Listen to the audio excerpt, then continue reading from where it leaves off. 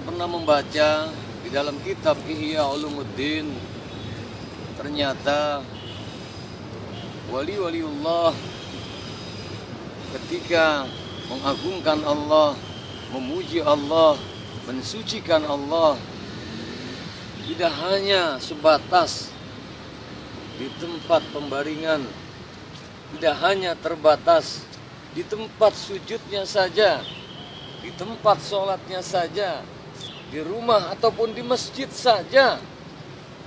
Ternyata wali-waliullah pun gemar untuk melakukan perenungan-perenungan, sehingga satu saat dikisahkan, terdapat di dalam kitab Ihya Ulumuddin karya Al-Imam Al-Ghazali.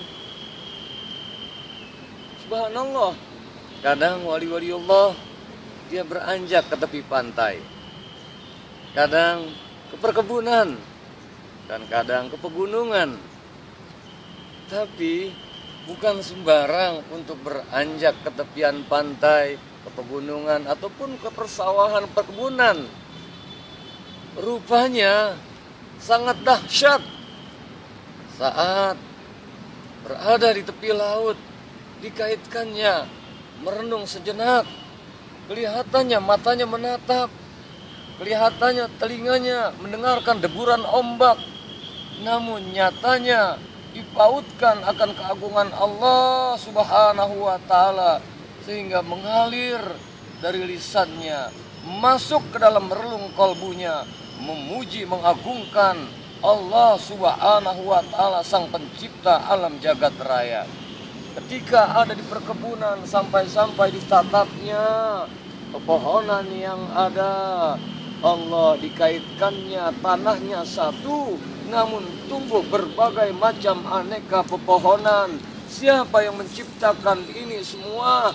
Allah Subhanahu wa ta'ala. Rabbana ma khalaqta hadza batila subhanaka faqina adzabannar. Rabbana, wahai Tuhan kami, ma khalaqta hadza, apa-apa yang kau ciptakan ini batila, tiada yang sia-sia. Subhanak, maha suci engkau ya Allah. Faqina adzabannar, dan kami berlindung dari jerat api neraka. Ketika ditatapnya langit pun demikian, ketika ada di pergunungan pun demikian, ringkasnya luar biasa. Rupanya ini yang dimaksud daripada zikir, fikir, fikir, zikir. Dia menyambung dan saling bersinergi. Ketika berpikir bukan sembarang pikir, namun yang ditatapnya, yang dilihatnya, yang didengarnya langsung kontak, langsung terpaut dengan Allah Subhanahu wa ta'ala. Sehingga menjadilah suasana batinnya berada di perkebunan, jiwanya ada di perkebunan, di laut, di pegunungan, dan sebagainya. Sehingga yang dilihatnya, yang didengarnya, semua untuk mengagungkan Allah Subhanahu wa ta'ala.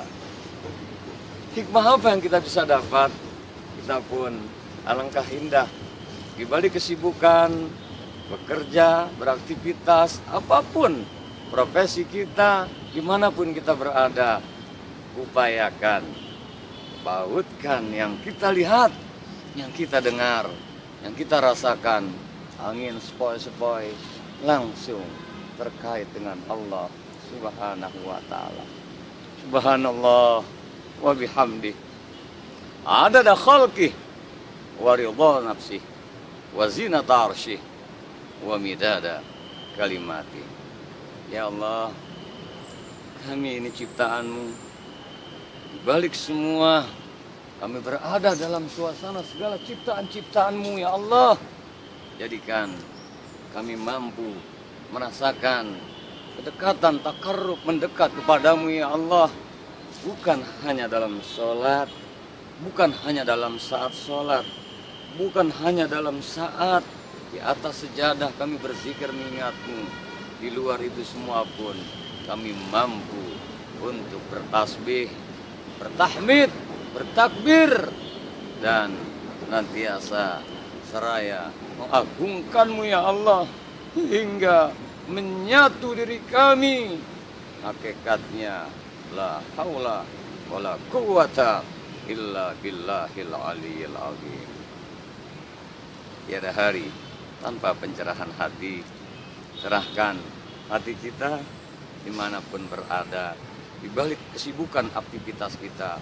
Percayalah, dimanapun kita berada, apapun yang kita rasakan, yang kita lihat, sesungguhnya terdapat butiran hikmah kalau kita mau menggunakan mata batin kita, mata hati kita, kita pautkan semua pada keagungan Allah Subhanahu wa Ta'ala, sehingga hidup kita bermakna, baik dikala di dalam masjid, di luar masjid, di dalam rumah, di luar rumah, di kantor, di luar kantor, di perjalanan, berinteraksi batin kita dengan Sang Pencipta, mengagungkan Allah Subhanahu wa Ta'ala, sehingga kita akan mengalir zikir subhanallah walhamdulillah wala ilaha illallah wallahu akbar.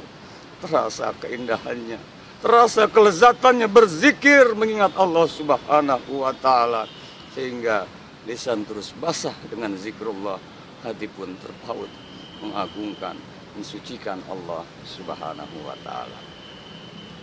Assalamualaikum warahmatullahi wabarakatuh.